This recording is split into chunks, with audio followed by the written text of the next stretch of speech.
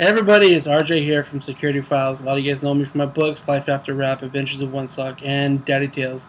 And a lot of you who follow me on Blog Talk Radio, I'm not going to be doing that no more. I'm going to be doing this here, this podcast. And I'm going to change this show from Security Files to Daddy Tales After Dark, talking about my life, my kids, gaming, movies, film crew, jobs, family, the works, you name it. You know, it's reality pretty much. And I want to thank everybody for all the happy wishes on Facebook for my birthday yesterday. Really appreciate that. You guys are totally rock. You guys are awesome.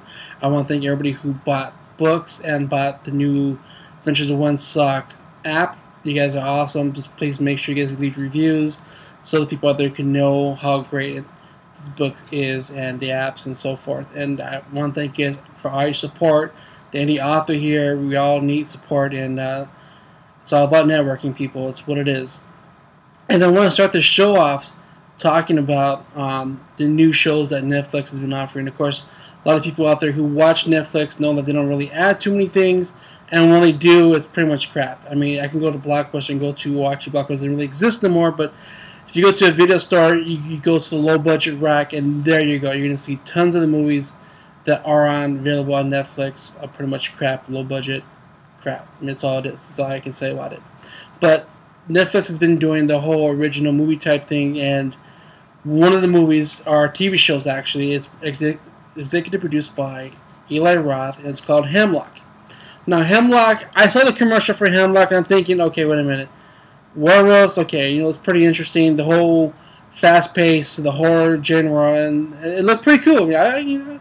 I'm pretty questionable about Eli Roth's work. Now, I'm not saying this in a bad way because, you know, I have met Eli Roth before.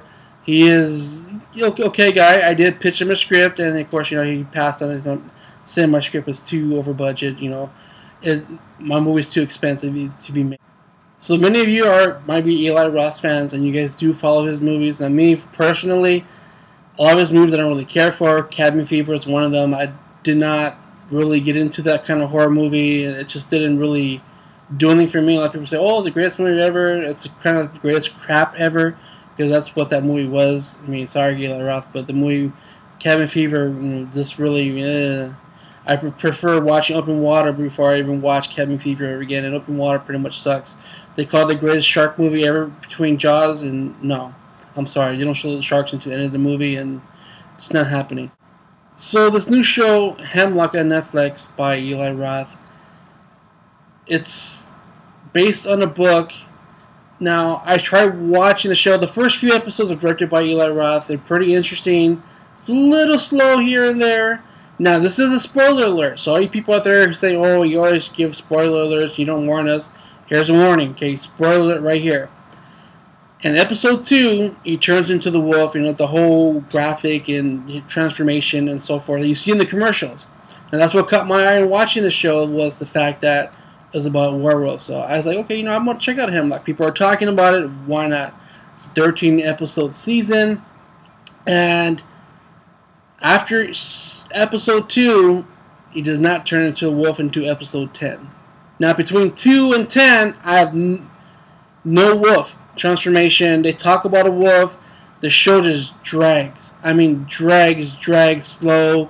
Now, if the book, I would be embarrassed if I was the author of the book, because if the show dragged, only tells me that the book itself dragged. Now, he only turns into the wolf once, that they show the whole transformation from human to wolf through the whole 13 episodes. Okay, so I'm telling you that right now. If you see the commercial, you think, "Oh wow, it's supposed to be a really good werewolf TV show." It's not. It's an interesting show. It has, okay, you know, whatever. But there is a twist at the end. I'm not going to say the twist at the end, because a lot of people are like, "Oh, you're going to pull the whole series." But you don't get that twist into the last episode, episode 13. Episode 12, they figure out who is the rogue wolf killing people and so forth.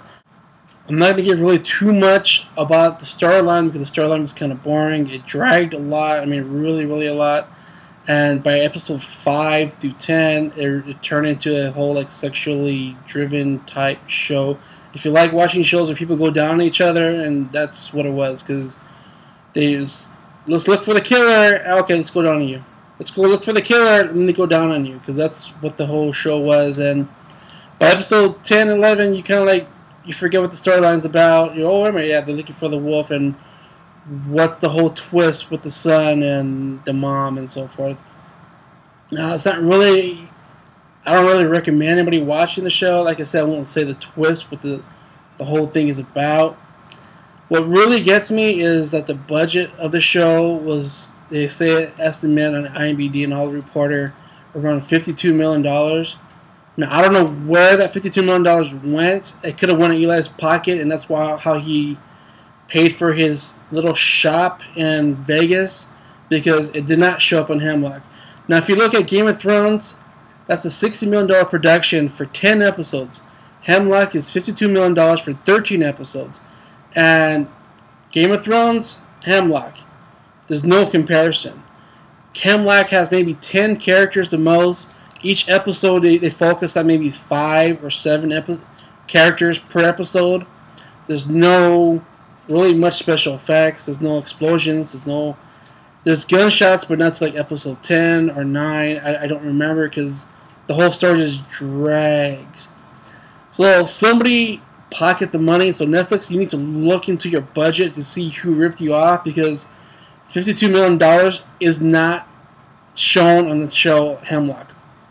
Unless you want to count for the fog scenes, unless the fog scenes in the show cost you tons of money, then that's where your budget went, because other than that, there is no way you can spend $52 million on that TV show. There's impossible, no way.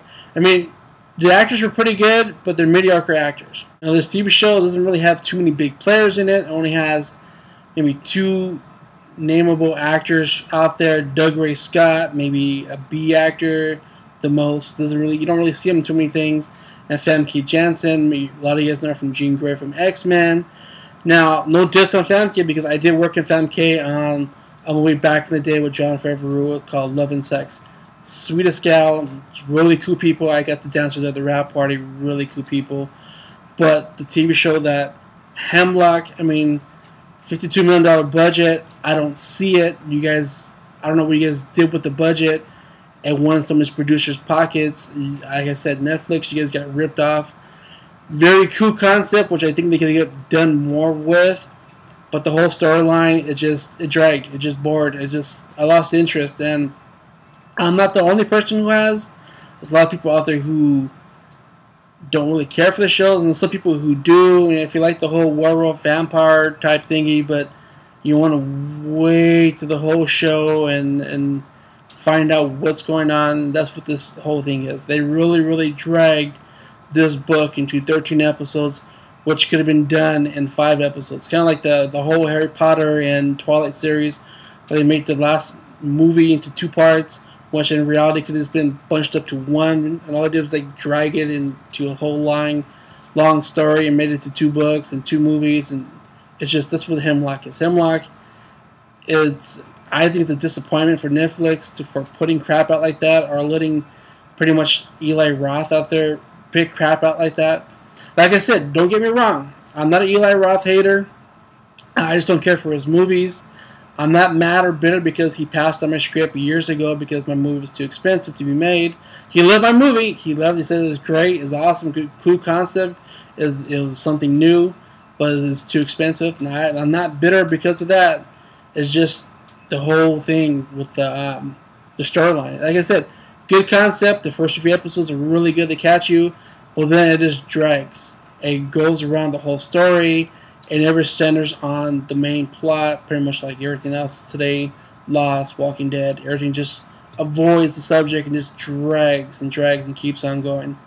But that's my review for Hemlock on Netflix. I personally say don't waste your time. You're better off playing something on Xbox than watching that on Netflix, or checking out some of the other 80s classic or other movies that Netflix is popping up there, and much better choice than wasting 13 hours of your life watching Hemlock. If you want to really watch Hemlock, watch the first maybe 4 episodes, and then watch episode 11 or 12 and 13. 12 is when they find out the killer, who the killer is, and the big wolf battle, and 13 is the twist. And there you go. Skip the rest between, because you're gonna be bored. You're not gonna be interested in it. And I know people are going to tell me, "Oh, this show's so sophisticated for you that you don't understand it."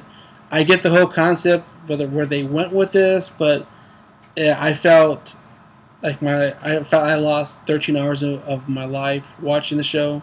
Actually, I say I lost maybe 8 hours of my life watching the show, because the few first episodes were pretty interesting. It was still new.